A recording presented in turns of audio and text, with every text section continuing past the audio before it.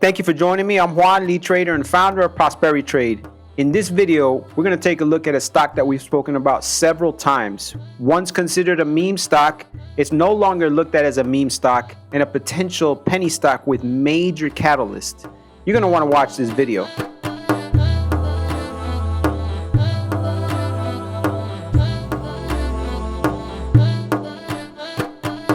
So the ticker is Senseonics. And if we look at the chart, it's been on an uptrend. It's had its ups and downs. During this time is when there was so many hype stocks, so many stocks just spiking up, and it came back down to reality, but it's been holding this channel quite a long time. Now, the reason I say that this is not your typical meme stock is because they bring solution, they bring benefit to a major issue here in the United States. So what this company does, it has a continuous glucose monitoring device. And while there is a lot of competition already, this company is unique. So let's take a look at some of the competition and its success as far as stock value is concerned. Dexcom, they're the leaders when it comes to continuous glucose monitoring. They've been extremely successful. They have great fundamentals, great financials, and overall, they have the majority of the market share when it comes to continuous glucose monitoring. And you see their success. They started in 2006 at $4, $5.75. And just in 2018, started spiking up and hasn't looked back since. Had a little pullback here and as high as $577. Extremely successful. I by no means have any dreams that Senseonics will ever do this.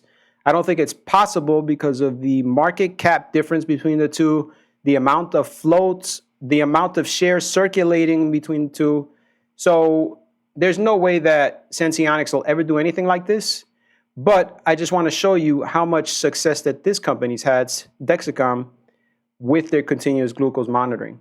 Another company is Abbott, and they've also been successful, but it's not solely because of their glucose monitoring. They are one of the competitors, but they have other devices, other products other than glucose monitoring.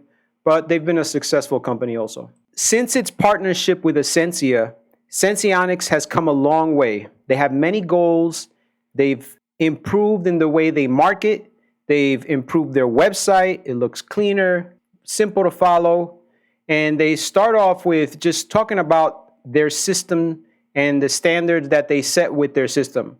They have great support when it comes to diabetic management. Their accuracy is unaffected with Tylenol. Some of the other machines, if you take Tylenol, it's going to affect your glucose levels or it's going to read out false levels, and that's the same with vitamin C. It detects 95% of hypoglycemic and 99% of hyperglycemic events. And hypoglycemic event is when your sugar drops. Hyperglycemic events is when your sugar goes too high.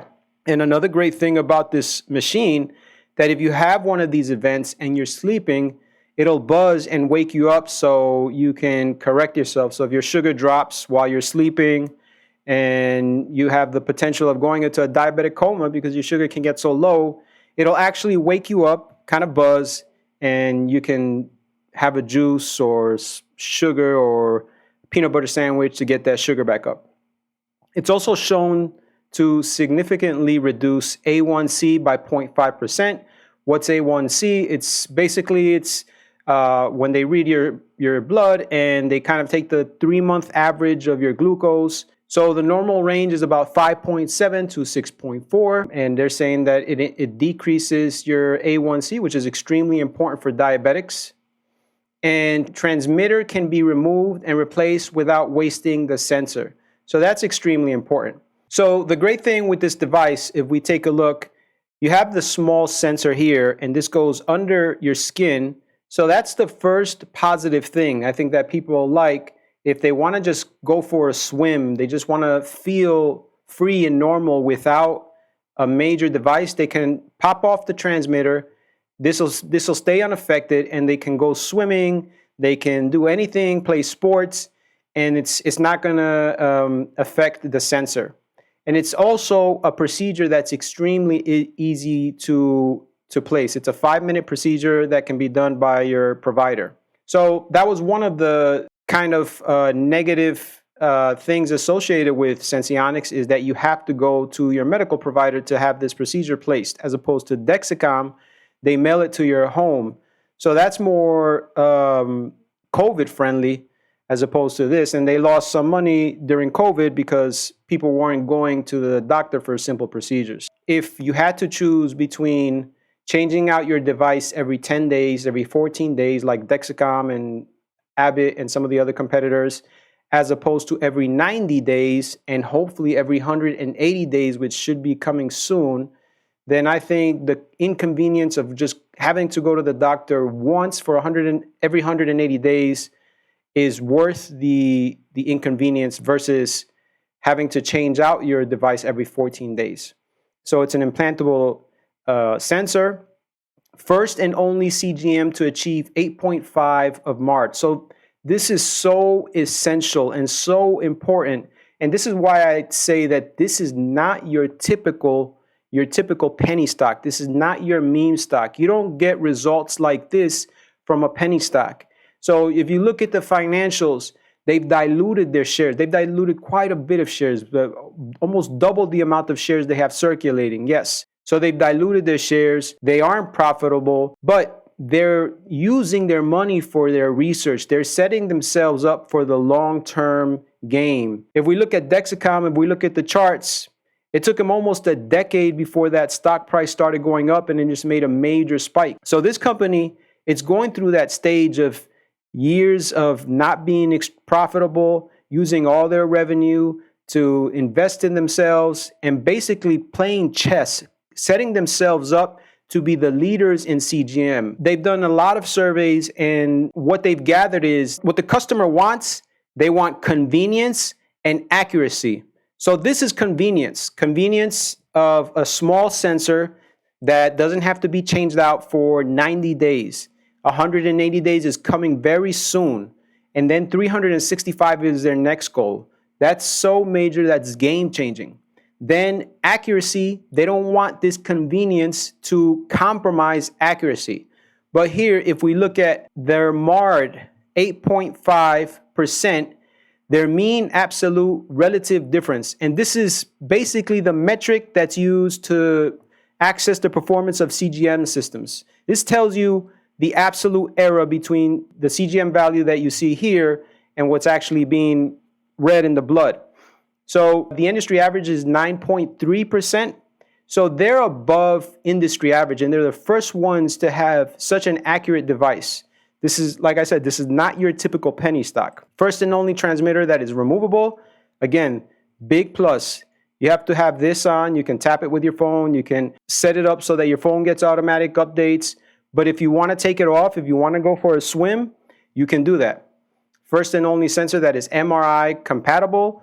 First and only system with an on-body vibe alerts for hypo and hyper warnings. This is what we talked about. Your blood sugar drops at nighttime. It starts to vibrate to let you know you get woken up, and you're able to correct your sugar before it drops too low. First and only system with fresh, gentle on-skin adhesive patch, and first and only device that does not require self-insertions. So that was actually something that was used against them in the past, especially during COVID.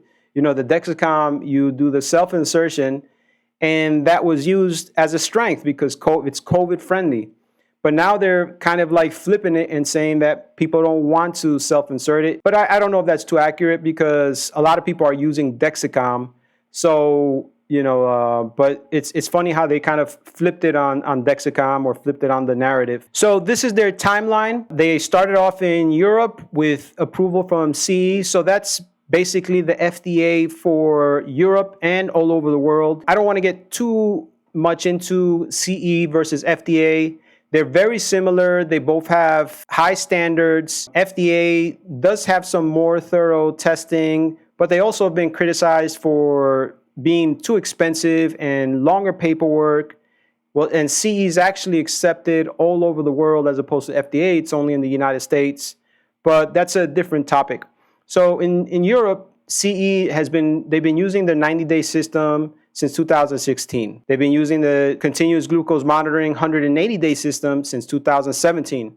So that's extremely important. So one main thing I would say with CE, they do get approval on certain devices a lot quicker than the FDA, and they put the responsibility on the provider. They approved the 180-day, but there's people that are using it and having success. So that's a good sign for the United States. Here, 90-day was approved, MRI compatibility, 2020. They put in for their 180-day. There was a lot of delay because of COVID, but in April 15th, they had their PMA supplement submitted, and they estimate that it was going to be within any time within 10 months after the April 15th submission. On a recent conference call, they mentioned that they expect approval before the end of this year. So that's only a couple of months away. I expect when they get approval, everything shows that they should get approval. It would be an extreme surprise. Like the probability is extremely low that they're not going to get FDA approval because they've been using the 180-day in Europe for so long. They have great results, and there's nothing negative. It's been shown to be very accurate. So we mentioned already the partnership with Sensia, which is a very, very important partnership when it comes to sales and marketing. They're going to go and market their 180 device globally. They're going to start a strong campaign on Facebook, social media, all types of advertisement to push the product. And I think if you're a diabetic, and I can't put myself in those shoes, but I would imagine if I was a diabetic and I have a CGM device that I have to change out every 10 days, and I find this I only have to change it out every 180 days, and it's discreet, and I can pop off the sensor and swim and do things and not worry about it. Oh, I'm switching to Eversense. I'm using Senseonics Eversense. So that's how I'm thinking. I'm thinking once they see this, once they get their approval, and once it starts getting marketed, I think this is a long-term hold. I think the potential for this is excellent. So their revenue has been increasing. These are their estimates of revenue. It's not a huge amount, but it's showing that there's a lot of potential and upside, or they believe, obviously, they're going to believe that they're going to have potential upside. So this right here, we mentioned Dexcom has the majority of the market share when it comes to CGM devices. Medtronic comes second, and Abbott Libre comes third. And like I said, I think their device is very comparable to the three, if not way better with regards to how long it lasts. And these are just some of their positive results that they've gotten so far with their 180-day. They expect positive and growing reimbursement from different types of healthcare companies. So looking at like we said, their financials, their revenue has been increasing. They took a dip here in December. Nothing major. They're obviously spending a lot of money. They're reinvesting in themselves. Their revenue, you see, has been increasing, and this is domestically and internationally. They took a hit because of COVID. Their cost of revenue is extremely high, but they are, if you look here, how much they're reinvesting in themselves. Their R&D expenses has been increasing every year. Their selling, general, and admin expenses has been increasing. They're hiring more people. They're building a team. They're putting themselves in a position to be successful. They're looking at the long-term goal. And basic weight shares are diluted. They've been diluting shares. They actually addressed that in their conference call, where they're putting themselves in a position where they possibly won't have to dilute shares. But this is one of those situations where it's not an extremely bad thing. It is looked at as something negative for the shareholder because you're getting a smaller or a lesser piece of the pie. But I think in Senseonics situation, it's different because they're reinvesting so much into themselves, and they're putting themselves in position to be leaders of CGM. They're going to have a product that is way ahead of the other products in the market. And you look at just all these news articles, they're all such positive sentiment. This is, like I said, this is not your typical penny stock. Bullish, neutral, bullish, very bullish, potential multi-bagger from here. So they're all waiting, and even the one that says was neutral, he's looking to buy it, but he's waiting for the dip. Another article here, and they kind of get into technical analysis, which I really don't care about much at this point. But again, positive sentiment. So we talked about the short interest. It was extremely shorted, and for good reason. It spiked up because everything was spiking up. But over the last month, the short interest has decreased by 6%. Like I mentioned, this is not your typical penny stock. This is not a meme stock. This is a company with a legitimate product.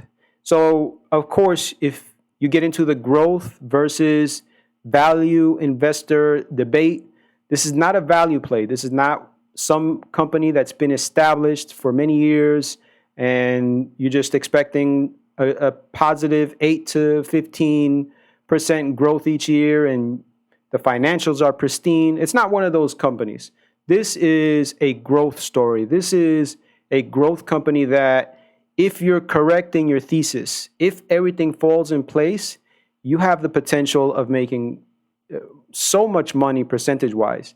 If you just buy 2 or 3 or 4,000 shares at this price at $3.42, then you have the potential of making $10,000, $15,000 once it starts spiking.